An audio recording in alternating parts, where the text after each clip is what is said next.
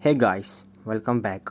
In this video, we are going to learn how can we reset Explore page on Instagram. It's a very easy and simple process, and in this video, I'm going to show you multiple methods how can we fix this issue, and it works both on Android as well as on iOS. So let's begin. Let's first of all just open your Instagram account. The first step is that press on your search bar and press on see all, tap on clear all, and that's all. Let's clear it. This is the first step. The second step is press on your icon and then tap on three lines.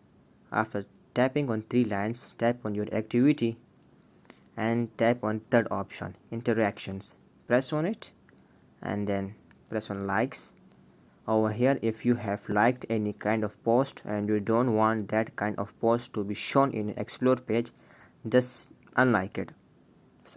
This is the second step, and the third step is go to your explore page, and over here, as this is the page or this is the post, you don't want this kind of post to be shown, just simply press on three dots and then press on not interested.